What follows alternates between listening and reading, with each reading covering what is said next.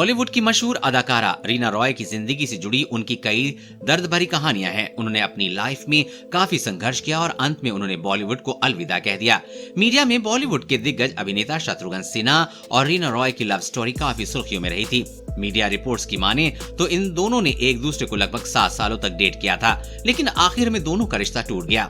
शत्रुघ्न सिन्हा से ब्रेकअप के बाद रीना की जिंदगी में उस दौर के मशहूर पाकिस्तानी क्रिकेटर मोहसिन खान आए।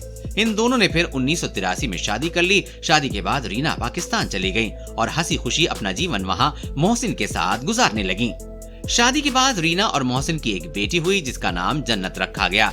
हालांकि बेटी के जन्म के कुछ साल बाद ही साल 1990 में दोनों की तलाक हो गई।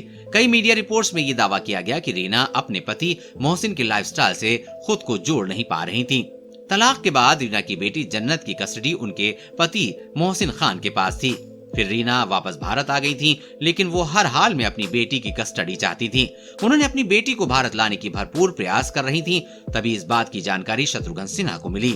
रीना के दर्द को महसूस करते हुए शत्रुघ्न सिन्हा उनकी मदद करने के लिए आगे आए। मीडिया रिपोर्ट्स के मुताबिक शत्रुघ्न सिन्हा पाकिस्तान के पूर्व राष्ट्रपति जनरल जियाउल हक की बेटी के अच्छे दोस्त थे। इस वजह से शत्रुघ्न सिन्हा का उनके घर आना जाना था। शत्रुघ्न को जब रीना की समस्याओं के बारे में पता चला तो उन्होंने जियाउल हक से ये सारी बातें की थी। उन्होंने जियाउल हक से अनुरोध किया था कि रीना को उनकी बेटी की कस्टडी मिल जाए। फिर जियाउल हक ने शत्रुघ्न सिन्हा की बात मानते हुए जन्नत की कस्टडी रीना रॉय को सौंप दी। बाद में रीना ने अपनी बेटी जन्नत का नाम बदलकर सनम रख दिया। वापस भारत आने के बाद रीना ने बॉलीवुड में फिर से काम करने की इच्छा जताई, लेकिन इससे उन्हें कोई सफलता नहीं मिली। जो उन्होंने बॉलीवुड से दूरी बना ली और फिर अपनी बेटी के साथ मिलकर मुंबई में ही एक्टिंग क्लासेस शुरू कर दिया।